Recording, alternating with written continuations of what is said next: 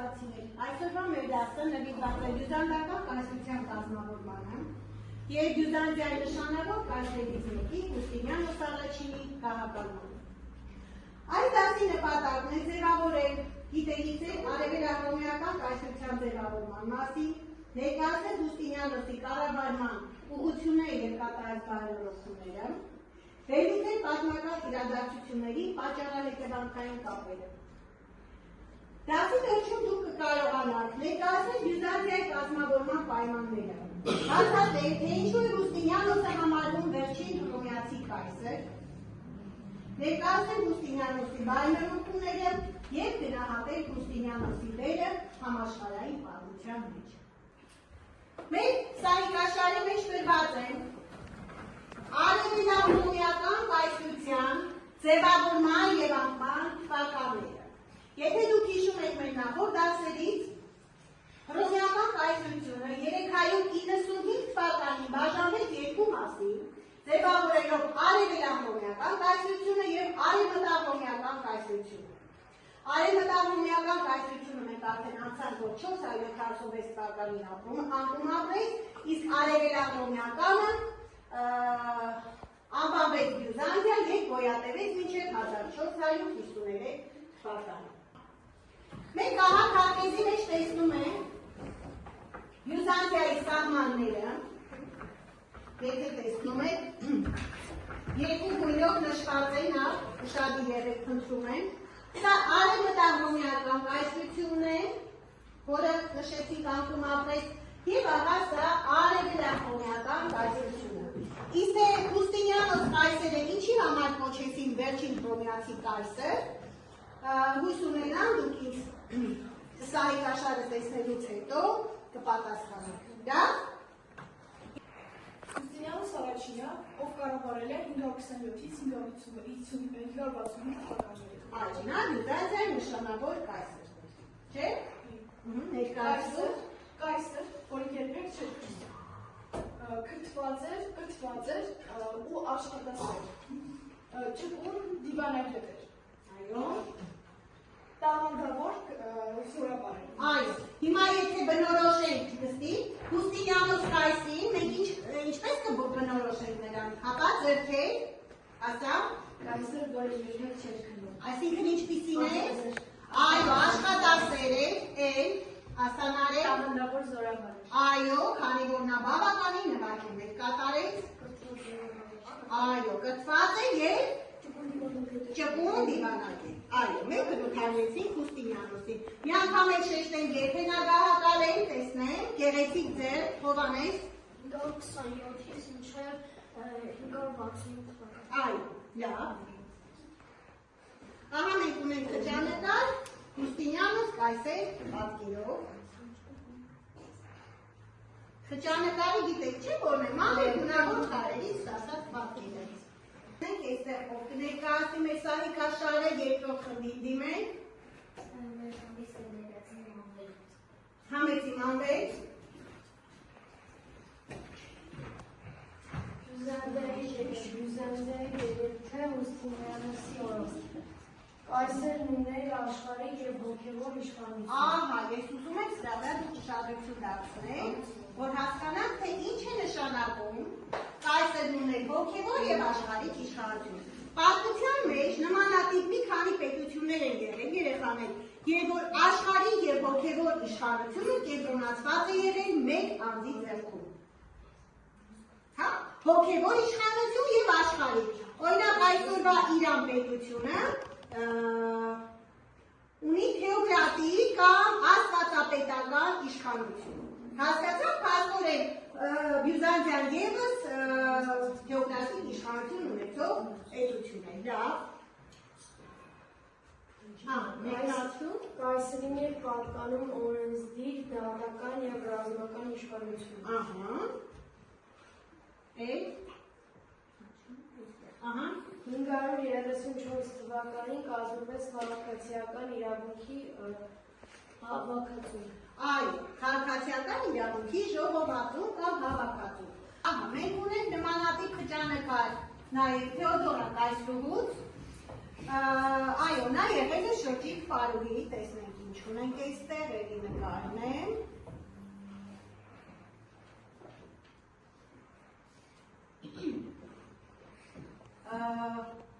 Թեոդորան եղել է շրջիկ պարուհի և Հուստինյանոս նրան տեսնելով ամուսնանում է և Թեոդորան ակտիվ մասնակցություն է ունենում իր ամուսնու կառավարման գործին, այսինքն մեծ դեր է ունենում Բյուզանդիայի այդ ժամանակվա քաղաքականության վրա։ Հիմա տեսնենք, թե Հուստինյանոսը ինչ պատճառով կոչվեց վերջին հռոմեացի կայսր։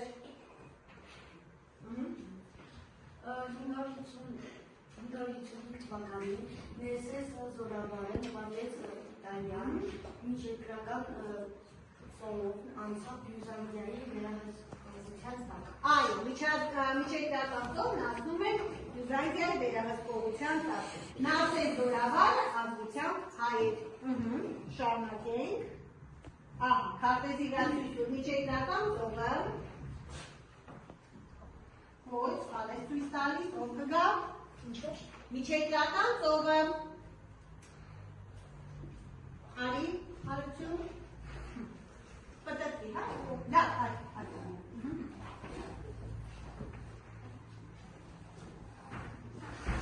այդպես կազմի, այո, ամբողջը, փաստորեն Բյուզանդիան 555 թվականից սկսեց վերահսկել ո՞ր ծովի բոլոր ափերը։ Եվ այստեղ կանաչով նշված է, թե որ հատվածները անցան Բյուզանդիայի իշխանության տակ, անգելինա ցույց տուր, որ հատվածները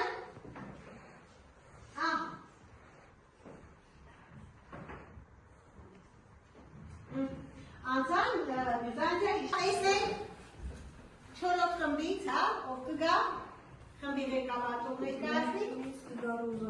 այո, Ռոզաննը կներկայացնի հաջորդ սահիկը։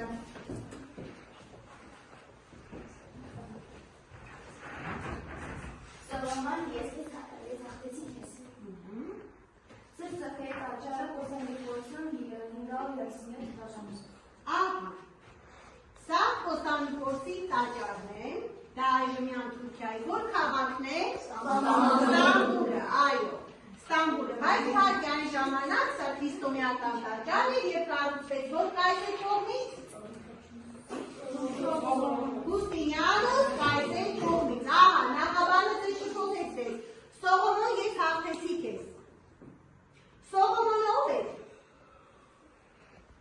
Առասպելական թագավոր, որը Երուսաղեմում կառուցում է մեծ տաճար,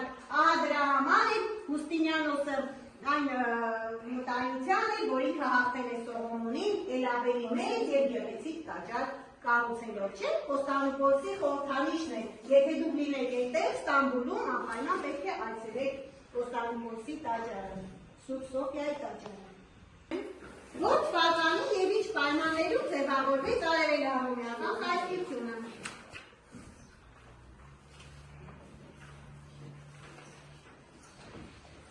Արևելահռոմեական կայսրությունը հզորություն նոր դարաշրջան ձևավորեց, Չէ, և ձևավորվեց թիվը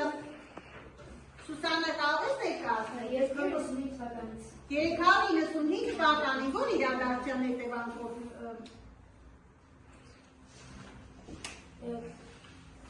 որ կայսրությունը երկու մասի բաժանվեց։ Ասամայնա։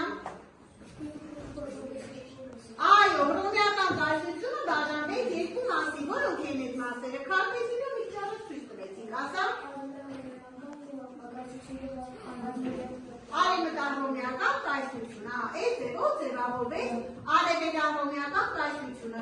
Մեր տեսասարիքի մեջ մենք տեսանք, ինչ ձևով կամ որտեղից դրան տրվեց Բյուզանդիա անունը։ Ասա։ Բյուզանդիոն քաղաքի անունով այո, որը գտնվում է Բոսֆորի նեղուցի ափին։ Լավ, նստի, որ կայսերորով Բյուզանդիան հասավ հզորության գագաթնակետին։ Մանվել։ Երբ է գաղափարել Հուստինյանոսը։ 520 Ասեն։ 527-527 թվականներ։ Այո։ Ինչպես են կոչում են դրանք պատմության մեջ ինչ կարևոր գործ է արել։ Վերջին հռոմեացի կայսր։ Նա մնացել ով փորձեց վերականգնել ամբողջ հռոմեական կայսրը։ Այո, եւ դրա համար կոչվեց վերջին հռոմեացի կայսր։ Լավ, նստի։ Ինչ ուղղությամբ բարենորոգումներ կատարեց Յուստինիանոսը։ Այս մի խումբը պասիվ է։ Լուզաննա։ Տնտեսական։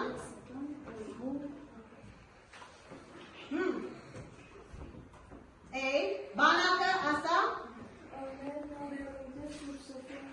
Կառույցը Սուրբ Սոֆիայի տաճարը, այսինքն շինարարական աշխատանքներ կատարեց եւ իհարկե ստեղծեց այո քաղաքացիական իրավունքի հավաքածու։ Ահա քաղաքացիական իրավունքի հավաքածուի մասին կլինի մեր խմբային աշխատանքը։ Հիմա նստում եք, ես ձեզ կբաժանեմ սենյութերը, որպեսզի կատարեք խմբային աշխատանքներ։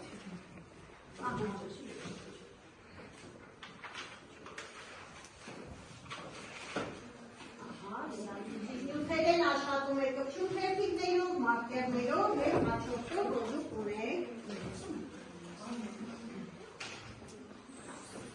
Չորրորդ խումբը։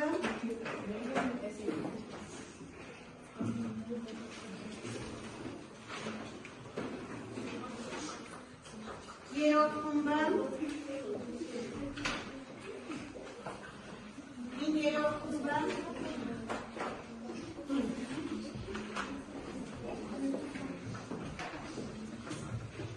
Եվ առաջին խումբը։ Հիմա ուշադիր լսում եք պայմանները խմբային աշխատանքի։ Խմբի ղեկավարը իհարկե պատասխանատու է խմբի ողջ աշխատանքի համար և ժամանակի մեջ տեղավորվելու համար։ Ձեզ կտրվի 10 րոպե ժամանակ ձեզ տրված Յուստինիանոսի քաղաքացիական իրավունքի ժողովածուից փոքրիկ հատվածը դուք մշակում եք և ներկայացնեք ձեր ընկերներին և իհարկե կապը կլինի ժամանակակից իրավունքի և Յուստինիանոսի օրենսգիրքի միջև։ Այսինքն որ հոդվածներն են հիմա կիրառվում, որոնք են արդիական և ինչ դեր եք ունեցել Յուստինիանոսի հոդվածները հետագա իրավունքի զարգացման մեջ։ Լավ, սկսում ենք աշխատել։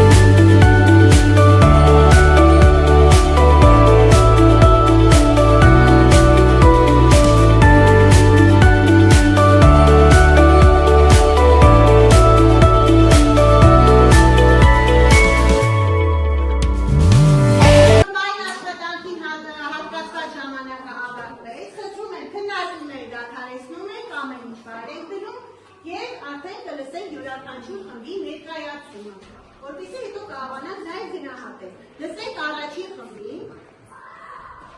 կներկայացնենք Յուստինիանոսի քաղաքացիական իրավունքի ժողովածուից մի հատված, որը ձեզ հանձնարարված է։ Ինստիտուցիաներ,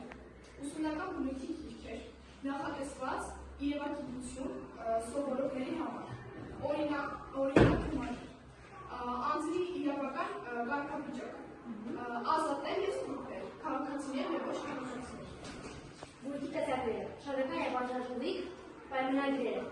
ավտոբաժանքային վարչականության կողմալություն։ Այո, անվշտ գույքը լինում է երկու տեսակի շարժական և անշարժ պայմանագրերը նշեցի և իհարկե չմոռանանք, որ այն ժամանակ միջնադարյան Եվրոպայում կար ազատների խավ, անազատների խավ, այն իրավական կարգավիճակը չունեն մարդիկ, ինչ որ այսօր։ Հաստորեն վերաբերում են քաղաքացիական իրավահարաբերություն։ Տեսնենք։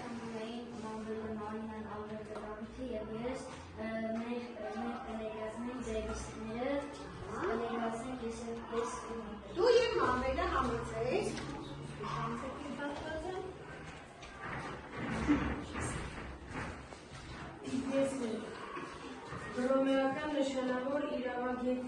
գործիքների և մեկնաբանությունների ժողովածուն այլ կերպ անվանում են դիգեսներ։ Օրինակ, դիգեսներից հատվածներ, արդարության սահմանում։ Արդարությունը մշտական կամքին է յուրաքանչյուրին տալ իր պարտքներին։ Իրավունքի աղբյուրներ, պատասխանատվության վնաս պատճառելու համար, ժամանակական վեճերի լույսը։ Այո, լավ, անցեք։ Երրորդ խումբը Հանգական իրավունքի պաշտպանությունը հայոց պատմության մեջ ինչ անդրադարձ է գտել։ Կհիշեք, մենք խոսել ենք հայոց պատմությունից։ Էй, ձեռքեր։ Լավ, մայնատեսնենք։ Վարժանման մեջ մտցել է այն կարգը և հողի պարանում բոլոր գործիների և դստերի մեջ։ Այո, այսինքն դուստերը ևս հոր հողերի ժառանգելու իրավունք ունեին։ Ըստ ձեզ դա ճիշտ որոշում է թե ոչ։ Այո, ճիշտ որոշում։ Բայց նաև եթե դուս ռամուսանան, ապա եթե հողը կանցնել Կարող է նաև օժիկ տանել, իսկ դա կնպաստի, որպեսզի հայ հողատերերի իրավունքները մասնատվեին։ Այս առումով մենք կարող ենք համարել բացասական, բայց միևնույն է, եթե կանանց և տղամարդկանց իրավունքների հավասարությունից ենք խոսում, ուրեմն սա համարենք երրորդ խմբի։ Ես խմբի ղեկավարն եմ և ներկայացնենք ես և Խորհրդային Անգելինան Ռուսինյանոսի օրենքների ժամանակակից իրավունքի տարբերությունը։ Այո, համեցեք։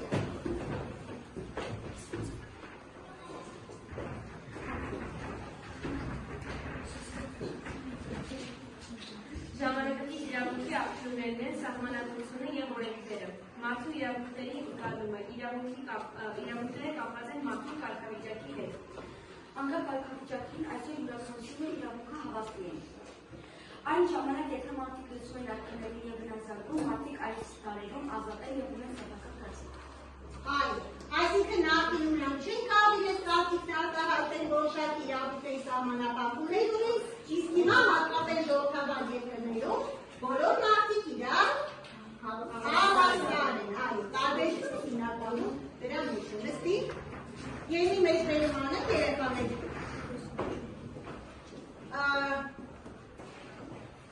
Հին դարերում իրավունքի միակ աղբյուրը միապետն է, իր կարգը օրենք է։ Իսկ այսօր մենք ունենք իրավունքի տարբեր աղբյուրներ, սահմանադրություն, միջազգային պայմանագրեր, դատական նախադեպ, սա անգլոսաքսոնական իրավունքի մեջ է կիրառվում, իմիջայոց մեր մոտ չի կիրառվում, երբ դատան է մտնում մի այնպիսի գործ, որի նմանը մինչ այդ չի եղել, այդ գործի հանդեպ կայացած վճիռը մտնում է իրավունք։ Հասկացա՞ք սա։ Լավ, հիմա փորձենք Բենի դիագրամի միջոցով, ահա մենք ունենք այստեղ նախորդ գծված Բենի դիագրամ, մենք կներկայացնենք Գուստինյանոսի օրենսգրքի և ժամանակակից իրավունքի նմանությունները, այս խմբերի դուք կներկայացնենք և իհարկե կներկայացնենք 5-րդ խմբի օգնությամբ տարբերությունները։ Առաջին խմբից Մենք խմբից կներկայացնենք Արամը և Սոֆիան։ համեցեք Արամ և Սոֆիան, կարդում եք յուրաքանչյուրը։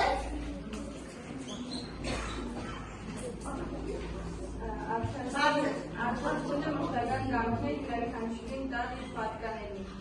Ահա, դա Գուստինյանոսի օրենսգրքից է։ Օրենքնաշեն բոլորը հավասար են։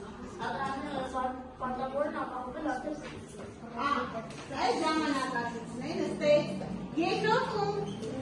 Մենք խմբից կներկայացնենք Արմինան, Ալբերտը և Ռամը։ Այո, համեցեք։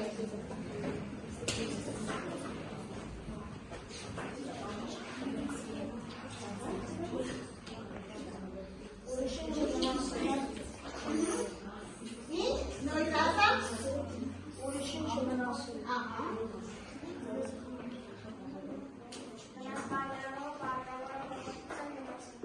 Ահա, վնաս պատճառողը պարտավոր է փոխհատուցել վնասը։ Քույրը մուսներն ավարտել են այդտեղ, որտեղ ստացվում են հարմարությունի իրավունքները։ Այո, ժամանակակից իրավունքի բաղկացուցիչ մաս է։ Մեր իրավունքներն ավարտում են այդտեղ, որտեղ ստացվում են դիմացինի իրավունքները։ Համեցեք։ Երրորդ խումբ։ Մեր խմբից կներկայացնենք ես Հարութը և Հովհաննեսը։ Համեցեք։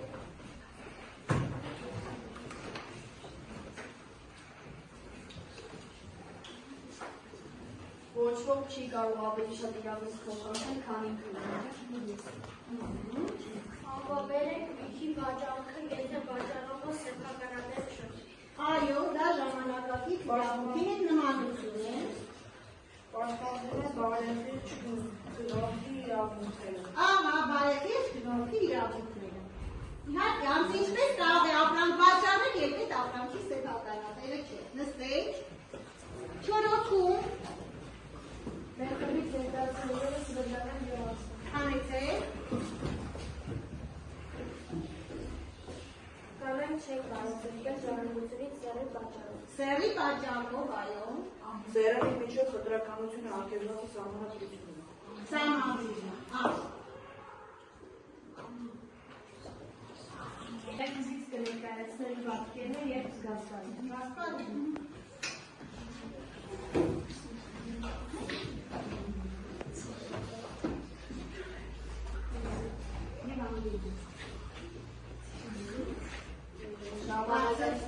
Ժամանակակից իրավունքի աղբյուրներ։ Լայսի կյանքը իրավունքի աղբյուրն է։ Այսօր յուրաքանչյուրի իրավունքը հավասար անկախ կարգավիճակի։ այո։ Այսինքն, եթե Մուստինյանոցի ժամանակ իրավունքի միակ աղբյուրն ինչն է, կայսեր կամքը, իսկ հիմա մենք ունենք իրավունքի տարբեր աղբյուրներ, չէ՞։ Լավ, նստեք։ Եղաներ, եթե ինի վերենք, մեր նշած բոլոր նմանություններն ու տարբերությունները և որպես արժևորել